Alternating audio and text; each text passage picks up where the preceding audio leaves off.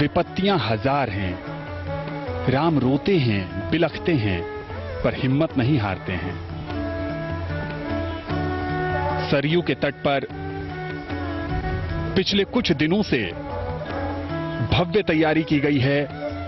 दिव्य आरती का आयोजन किया गया। इस पूरे उत्सव को एक मनभावन रूप दिया गया और विहंगम नजारा अपने आराध्य, अपने प्रभु मर्यादा पुरुषोत्तम राम को अनूठे ढंग से समर्पित ये कार्यक्रम और पूरे अयोध्या नगरी को प्रकाश की रोशनी से जगमग किया गया। पिछले 2-3 दिनों से ये अद्भुत नजारा सरयू के तट पर राम की पैड़ी और दीपोत्सव भी मनाया गया। यहां पर मान्यताओं के अनुसार रामायण और रामचरितमानस में इस बात का भी जिक्र है कि जब राम 14 वर्ष के बाद वनवास काटकर अयोध्या नगरी लौटे थे, तो उस समय अयोध्या वासियों ने दीप जलाकर प्रभु का स्वागत किया था। और अब जब अवसर राम मंदिर के निर्माण शिलान्यास का है, भूमि पूजन का है, तो एक बार फिर प्रभु श्री राम की जन्मस्थली अयोध्या ने उन्हें दीपोत्सव के सहारे याद किया, स्वागत किया और उनसे प्रार्थना भी की कि उनकी कृपा से ही ये भव्य और दिव्य आयोजन अपनी संपूर्णता को प्राप्त कर सकता है। पिछले 2 दिनों से दीपमालिकाओं में सजी संवरी अयोध्या राम के पुनरागमन का आभास करा रही है। राम का पुनरागमन अयोध्या में इस मायने में हो रहा है कि भगवान श्री राम का अयोध्या में ही वनवास समाप्त हो रहा है। सरयू तट पर असंख्य दीपों से, जगमगाहट से भगवान श्री राम के पुनरागमन का आभास देश और दुनिया ने किया।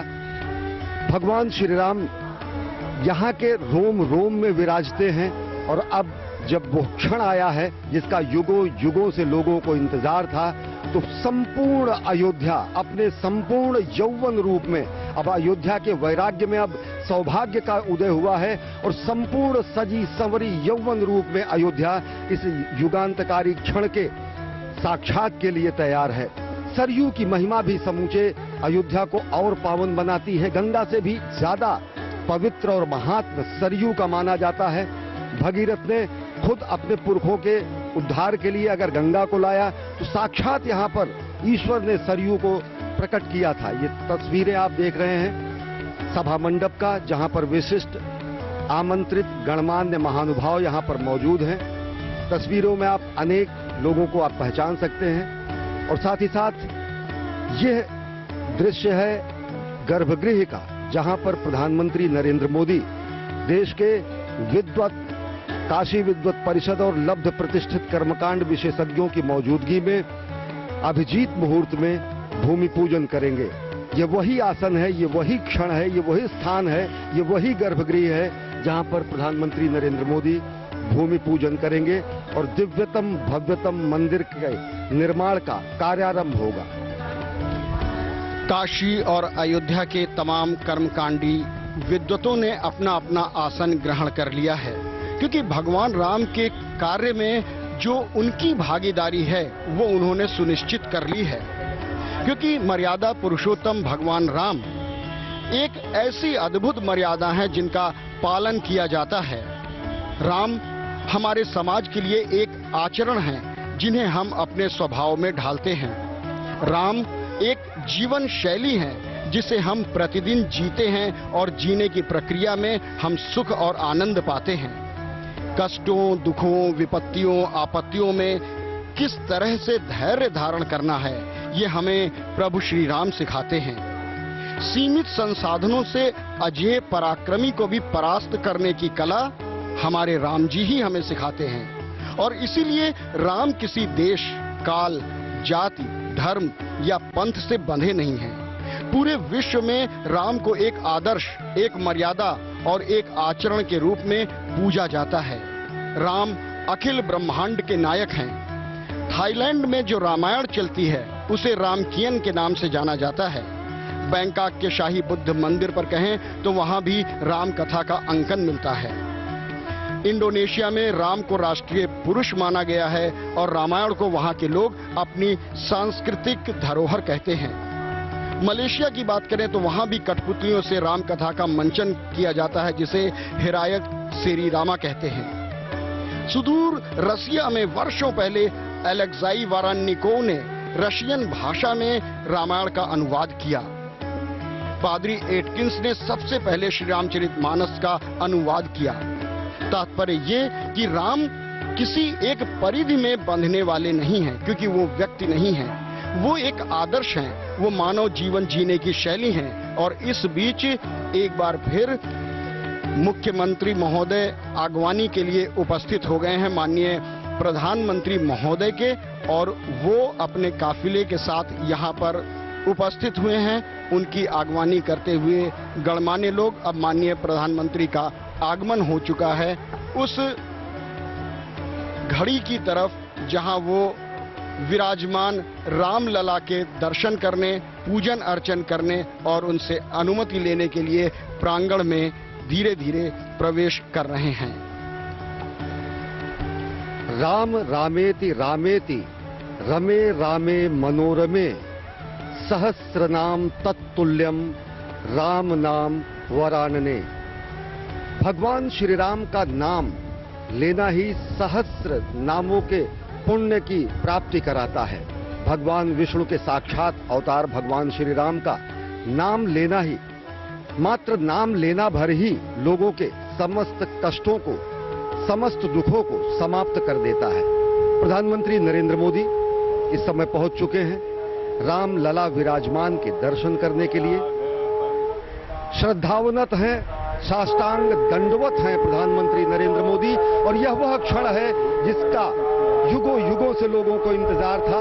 साष्टांग दंडवत हैं प्रधानमंत्री नरेंद्र मोदी रामलला के सामने, मर्यादा पुरुषोत्तम के सामने। और यह भारतीय सनातन संस्कृति का और कोटि कोटि 130 करोड़ भारतीयों की तरफ से भगवान श्री राम को के सामने नतमस्तक होकर साष्टांग प्रणाम करके अनुमति लेने जा रहे हैं। प्रधानमंत्री नरेंद्र मोदी दर्शन करने पहुंचे हुए हैं और वह शुभ घड़ी, वह युगांतकारी क्षण भी अब समीप है जब दिव्यतम भव्यतम मंदिर के निर्माण के लिए आज भूमि पूजन होगा। भय प्रकट कृपाला दीन दयाला कौशल्या हितकारी हर्षित महतारी मुनिमन हारी अद्भुत रूप विचारी। माननीय प्रधानमंत्री महोदय विराजमान रामलला की आरती के पश्चात उन्हें माल्यार्पण करके अपनी श्रद्धा निवेदित करते हुए बहुत ही श्रद्धा और भक्ति भाव के साथ माननीय प्रधानमंत्री विराजमान रामलला और उनके भाइयों की पूजन अर्चन करते हुए, ये श्रद्धा की ही नहीं वो घड़ियां हैं, ये भारतीय संस्कृति का एक ऐसा अनूठा चित्र है जो संपूर्ण विश्व में मानवता का एक संदेश अयोध्या की नगरी से निकलकर जा रहा है।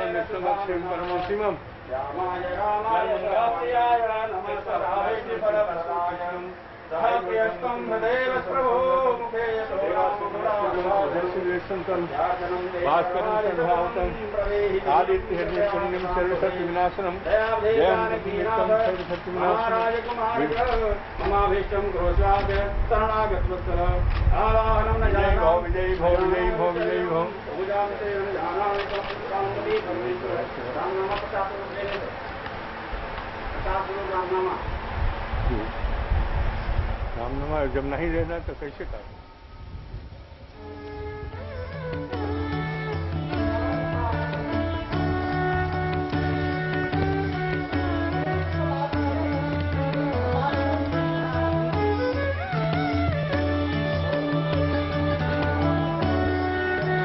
रामलला के दर्शन और पूजा अर्चना के बाद अब माननीय प्रधानमंत्री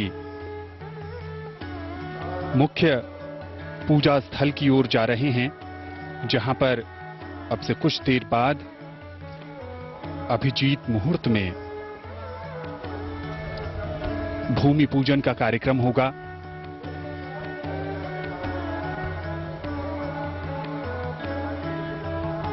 प्रधानमंत्री के साथ उत्तर प्रदेश के माननीय मुख्यमंत्री योगी आदित्यनाथ। ये बहुत ही ऐतिहासिक और दिव्य अवसर, और यहां पर वृक्षारोपण का कार्यक्रम है। पारिजात का वृक्ष प्रधानमंत्री लगा रहे हैं।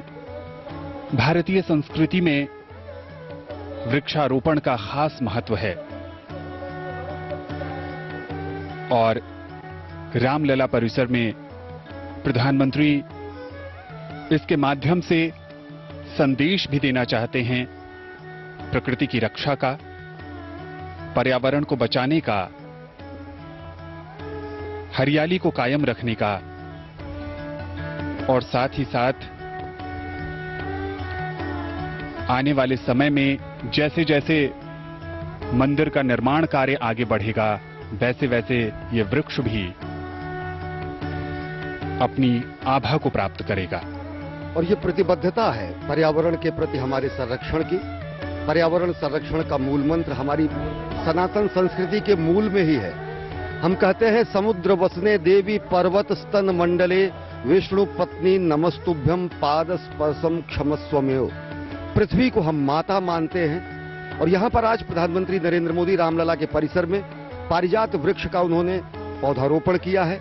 पारिजात वृक्ष स्वयं स्वर्ग से लाया गया वृक्ष माना जाता है। पारिजात वृक्ष को माता कुंती ने अर्जुन से कहा कि पुष्प की पारिजात के पुष्प से उनकी पूजा करने की मनोकामना और आराधना है, और ये बेहद विलक्षण, अद्भुत और बेहद कम संख्या में पाया जाने वाला वृक्ष माना जाता है। पर्यावरण संरक्षण के साथ ही साथ सनातन संस्कृति की परंपरा और भूमि के पृथ्वी को माता के स्वरूप में और पर्यावरण और समूचे ग्रह को मानव आवास के रूप में सर्वोत्तम रूप प्रदान करने के लिए एक उदाहरण प्रस्तुत करते हुए प्रधानमंत्री नरेंद्र मोदी ने पौधारोपण किया पारिजात के वृक्ष का रामलला मंदिर के विराजमान और साथ ही साथ इस मुख्य कार्यक्रम स्थल पर।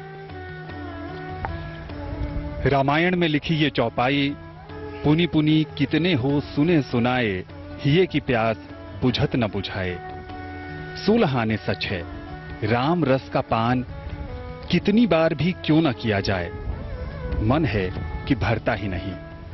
राम सिर्फ एक नाम नहीं है, राम मात्र 2 अक्षर नहीं हैं, राम हिंदुस्तान की सांस्कृतिक विरासत हैं।